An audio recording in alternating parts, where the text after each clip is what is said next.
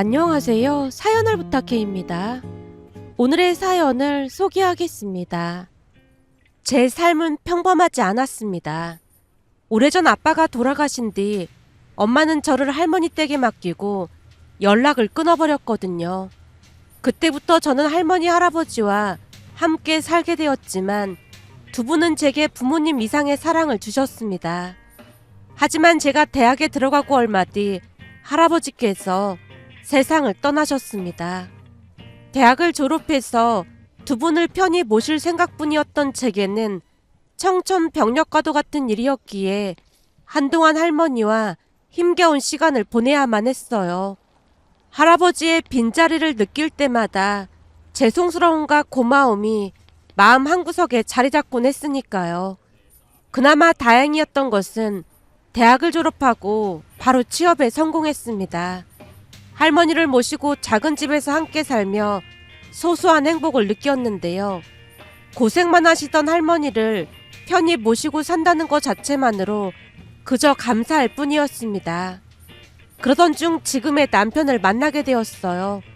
남편은 그 누구보다도 따뜻하고 자상한 사람입니다. 저뿐만 아니라 할머니까지도 살뜰히 챙기는 모습을 보며 결혼을 결심했다고 해도 과언이 아니었어요. 하지만 한편으로는 걱정이 앞섰는데요. 남편은 좋은 부모님 밑에서 부족함 없이 자랐다고 했기에 혹시나 시부모님께서 제 환경을 이유로 결혼을 반대하지는 않을까 싶어 노심초사할 수밖에 없었습니다. 결혼 전 시부모님의 첫인상은 무뚝뚝함 그 자체였는데요.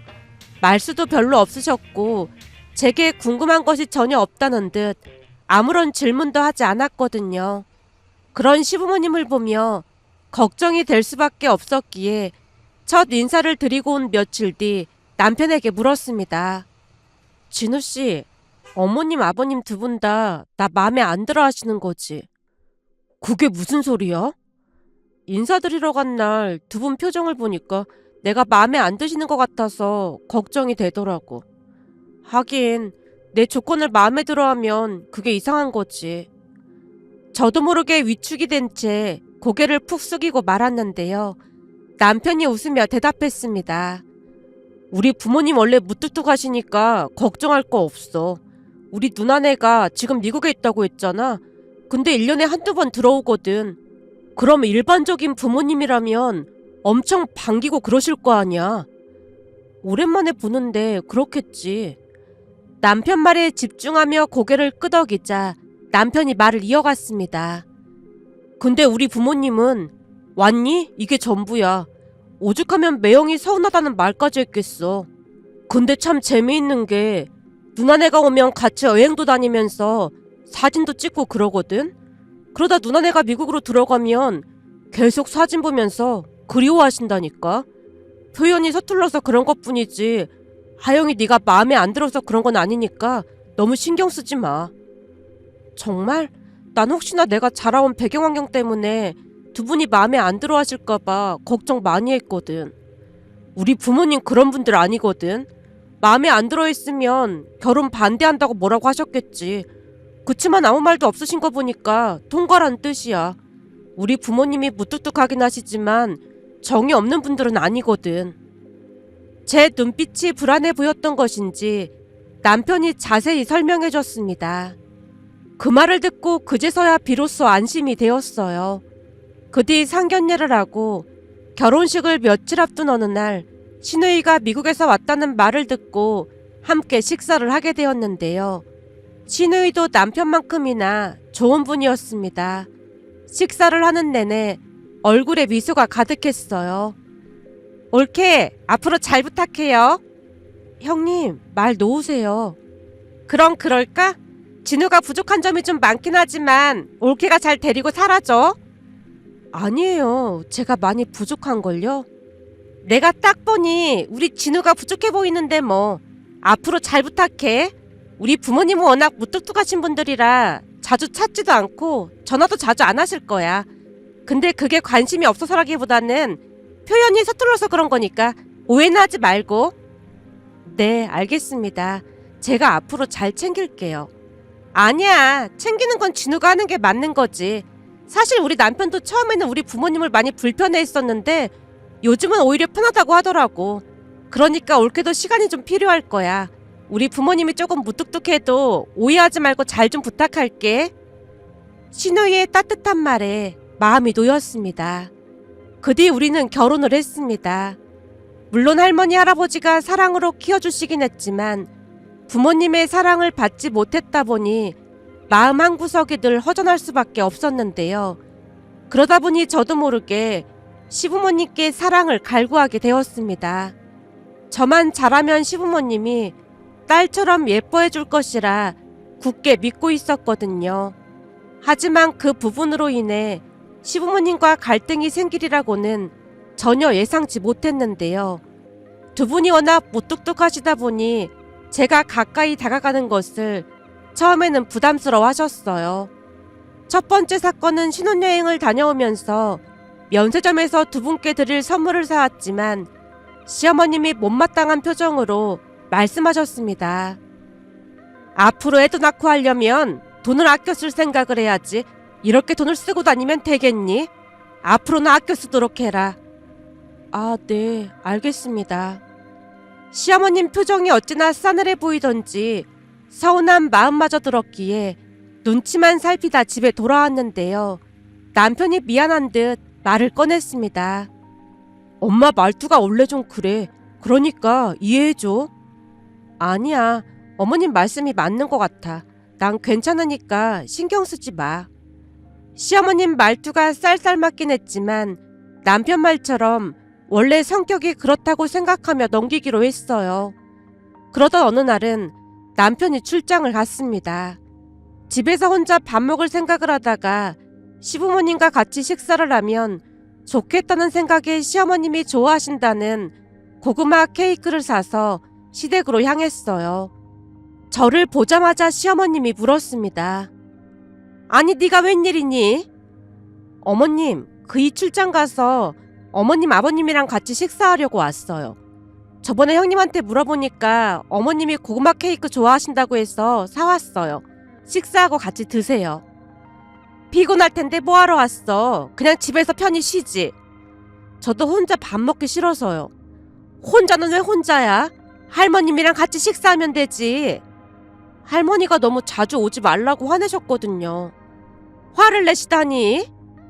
시어머님이 제 얼굴을 빤히 바라보셨고 제가 설명을 이어갔습니다. 그게 제가 할머니 댁에 너무 자주 왔다 갔다 하면 혹시나 어머님 아버님께서 싫어하실 수도 있다면서 할머니가 자주 오지 말라고 하셨어요. 우리가 싫어할 게 뭐가 있다고 그래. 우리는 진짜 괜찮으니까 자주 찾아뵙도록 해라. 오늘은 왔으니까 밥 먹고 가고. 그날 시부모님과 함께 식사를 하고 난 뒤 고구마 케이크까지 먹고 집으로 돌아왔는데요. 역시나 두 분 모두 말이 없었지만 저는 두 분과 잘 지내고 싶은 마음뿐이었기에 그 뒤에도 자주 시댁을 찾아갔습니다. 그러다 어느 날은 남편이 한참을 머뭇거리더니 말을 꺼냈어요. 자기야, 이런 말하기 좀 그렇긴 한데 오해하지 말고 들어줬으면 좋겠어. 무슨 일인데 그래? 혹시 내가 뭘 잘못한 거야? 제가 깜짝 놀라서 남편을 뚫어지게 바라봤습니다. 순간 남편 입에서 믿기 힘든 말이 흘러나왔어요. 다른 게 아니고 오늘 엄마한테 연락이 왔는데 말이야. 자기가 연락도 없이 자주 찾아와서 너무 스트레스를 받으신대.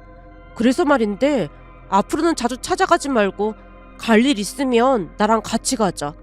자기도 시댁에 자주 안 가면 오히려 더 좋잖아. 그 말이 끝나기 무섭게 눈물이 터져 나왔는데요. 그동안 시부모님께 예쁨을 받고 싶어 나름 최선을 다했는데 오히려 불편함만 드렸다는 사실이 너무 죄송해서 견딜 수가 없었습니다. 제가 눈물을 흘리자 남편이 어쩔 줄을 몰라하며 저를 달랬어요.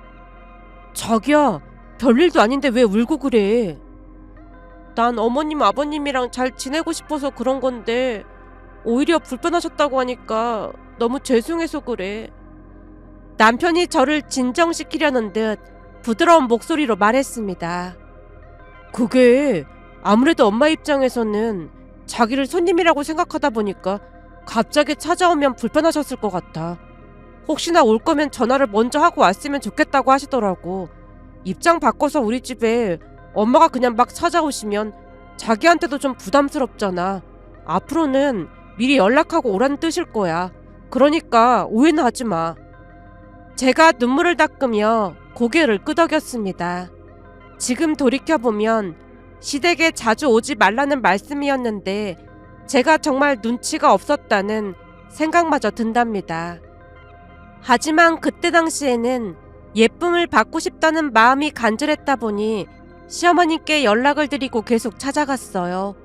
아마도 남편이 제가 울었다는 이야기를 전했던 것인지 그 뒤로 시어머님은 불편한 내색을 하지 않았습니다.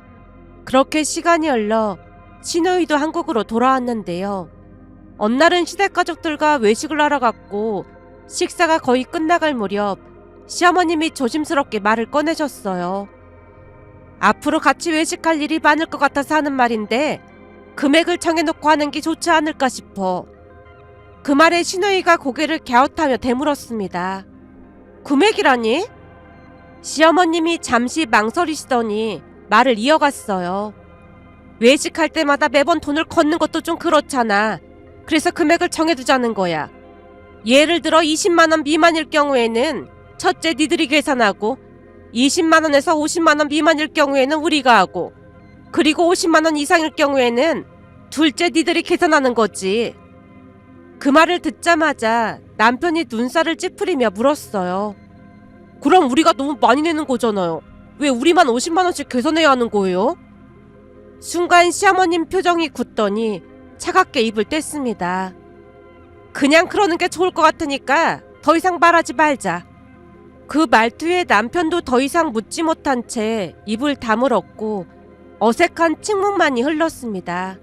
잠시 후 집에 돌아오자마자 남편이 불만을 터뜨렸어요. 왜 우리한테만 큰 돈을 내라고 하시는 거야? 엄마 너무 실망이야.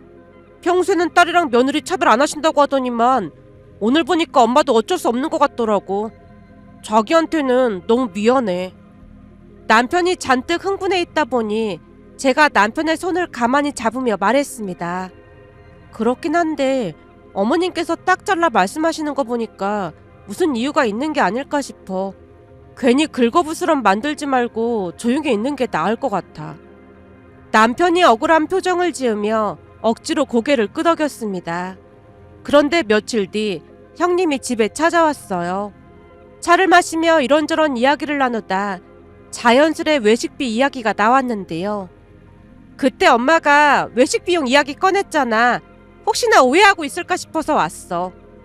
형님이 말을 꺼내자마자 남편이 기다렸다는 듯 불만 가득한 목소리로 말했어요. 누나, 그렇잖아도 내가 내내 생각해봤는데 엄마한테 완전 실망했어. 이제 보니까 엄마도 다른 시어머니들이랑 똑같은 마음이었던 거야. 다른 시어머니들이랑 똑같은 마음이라니? 형님이 눈썹을 살짝 치켜 올리며 물었는데요. 말로는 며느리를 딸처럼 생각하신다고 하셨으면서 아주 대놓고 차별하고 있잖아. 외식비 얘기 나온 김에 하는 말인데 우리만 50만원씩 내라고 하는 게 말이나 돼? 누나네가 우리보다 돈도 훨씬 많이 버는데 누나네는 20만원이고 우리는 50만원이라니 이건 진짜 너무하잖아. 남편이 얼굴까지 붉히며 목소리를 높였습니다. 분위기가 싸늘해질 것 같아 제가 급히 남편의 팔을 붙잡았어요. 자기야, 왜 그래? 그건 그냥 넘어가기로 했던 거잖아. 우리 모습을 지켜보던 형님이 부드러운 미소를 지으며 말했어요. 이런 오해가 생길까봐 내가 찾아온 거야. 엄마가 우리한테 50만원이라고 했는데 그게 어떻게 오해야? 형님이 피식 웃더니 대꾸했습니다. 이러니까 너보고 하수라고 하는 거야. 우리가 외식할 때 아무리 많이 먹어도 50만원까지 나온 적 있어? 형님 말을 들으며 가만히 기억을 떠올려 봤더니 정말로 50만원까지 나온 적이 없다는 생각이 들었습니다. 남편 역시 어리둥절한 표정으로 형님을 바라보며 말했어요. 그러고 보니 50만원까지 나온 적이 한 번도 없었던 것 같네? 맞아. 한마디로 엄마 아빠가 우리 돈 안 쓰게 하려고 그런 거야. 한 번씩 외식할 때 보통 30만 원 정도 먹고 나오는데 그런 거지는 엄마 아빠가 계산하게 되는 거잖아. 동생아, 그러니까 제발 좀 생각이라는 걸 하고 살자. 형님의 단호한 말에 남편이 당황한 표정으로 어쩔 줄을 몰라 했고 저 역시 놀랄 수밖에 없었기에 멍하니 서로를 바라보고 있었더니 형님이 덧붙였습니다. 엄마가 무뚝뚝하긴 하지만 나름 자식들을 배려하려고 그런 것 같으니까 엄마의 깊은 마음을 알아줬으면 좋겠어. 그 말에 남편과 제가 동시에 고개를 크게 끄덕였어요. 그 뒤로 정말로 우리가 외식비를 계산하는 일은 한 번도 없었는데요. 대부분은 시부모님이 밥값을 내셨고 형님네가 2차로 차값을 계산했거든요. 어느 날은 죄송한 마음에 제가 계산서를 들고 카운터로 가려고 하자 시어머님이 차가운 목소리로 입을 떼셨어요. 난 약속 안 지키는 사람 제일 싫어한다. 약속했던 대로 하도록 해. 그리고 여기 갈비가 맛있길래 포장 좀 해달라고 했으니까 갈 때 할머님께 가져다 드리고 오며 가며 항상 할머님 잘 챙겨드리도록 해. 그럼 이만 일어날까? 시어머님이 단호한 손길로 계산서를 들고 카운터로 가셨습니다. 시어머님의 뒷모습을 바라보며 감사한 마음과 죄송스러운 마음이 동시에 몰려와서 눈물이 고이고 말았어요. 그러면서 시부모님께 더욱 효도하리라 다시 한번 다짐했습니다. 그러던 어느 날은 시댁 보일러가 고장이 나서 시부모님께서 우리 집에서 며칠 지내시게 되었기에 서둘러 안방을 정리했고 시부모님께 그곳에서 지내시라고 했지만 시어머님이 단호히 손사래를 치셨어요. 우린 작은 방에서 지내면 되니까 걱정하지 마라. 이불도 다 가져왔어. 어머님 허리 안 좋으시잖아요. 그냥 편하게 안방 침대에서 주무세요. 아니야. 신세 지는 것도 미안한데 그러면 안 되는 거지. 우리랑 같이 지내면 불편할 텐데 이렇게 이해해줘서 고맙구나. 당연한 일인데 무슨 그런 말씀을 하세요. 당연한 일이 아니니까 그렇지. 저번에 유튜브로 어떤 사연을 들었는데 보일러 고장났다고 아들 며느리 집에서 며칠만 신세 좀 지겠다고 하니까 며느리가 절대로 안 된다고 난리를 쳤다는 집도 있더라고. 그래서 우리도 고민하다가 말한 건데 흔쾌히 대답해줘서 정말 고맙다. 시어머님 말씀에 머쓱해질 수밖에 없었는데요. 어려운 일도 아닌데 고마워하시는 모습이 오히려 죄송한 마음이 들었거든요. 비록 시부모님이 무뚝뚝하긴 하시지만 철저히 예의를 지키시는 분들이었어요. 잠시 후 시어머님이 휴대폰 충전기를 찾으시길래 안방 화장대 위에 있다고 말씀드렸더니 시어머님이 안방 문 앞에서 선뜻 들어가지 못하고 서 계셨습니다. 어머님, 왜 그러고 계세요? 안방에 막 들어가기가 좀 그래서 말이야. 네가 좀 가져다 주렴. 어머님, 괜찮으니까 들어가셔서 마음껏 구경하세요. 제 말에 그제야 시어머님이 조심스럽게 안방문을 열고 들어가셨어요.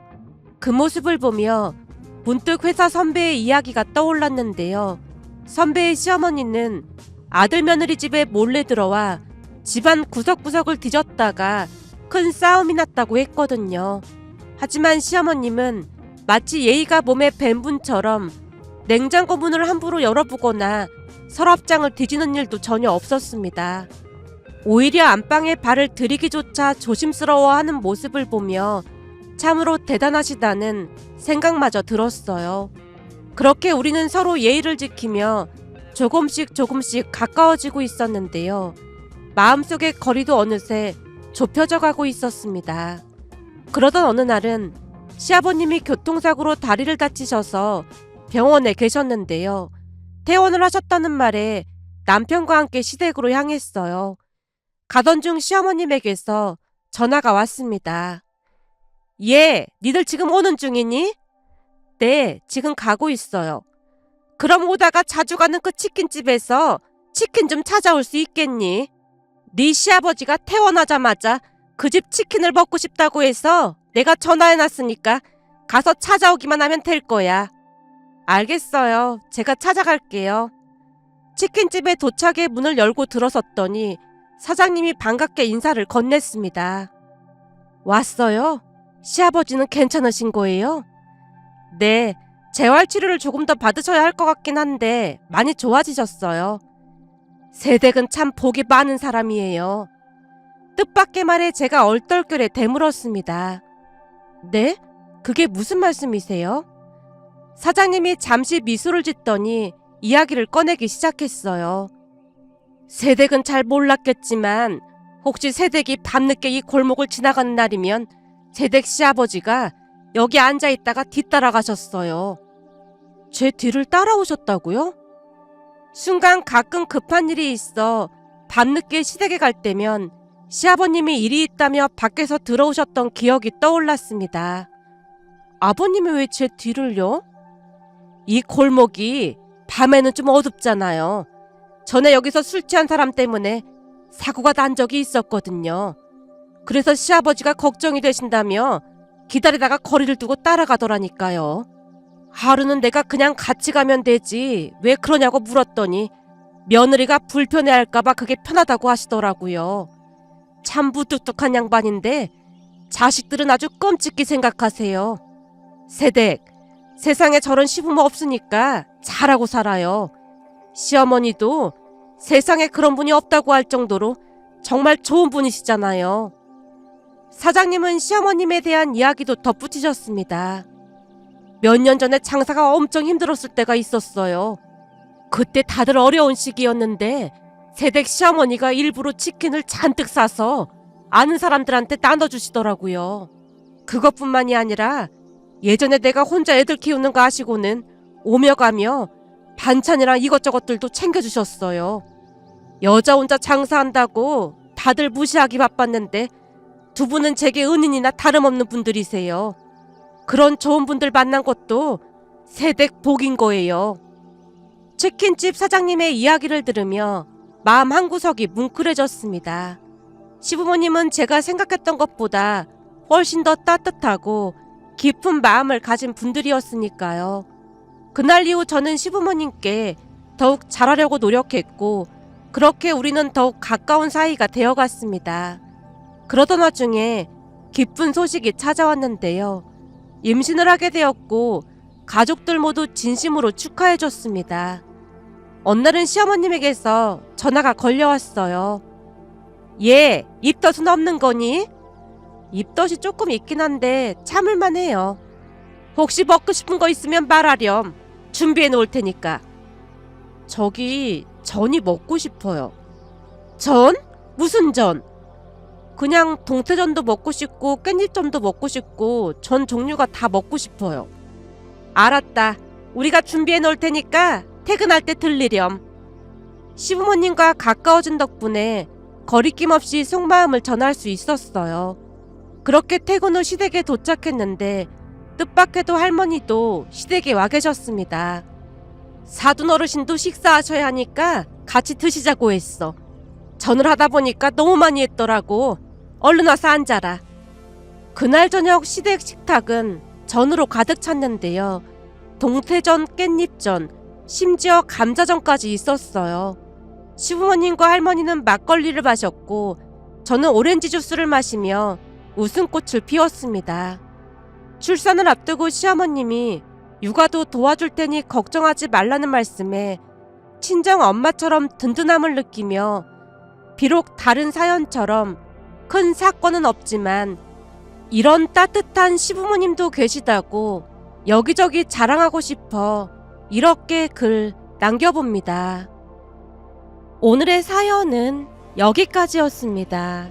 즐겁게 보셨다면 구독, 좋아요 부탁드립니다. 고맙습니다.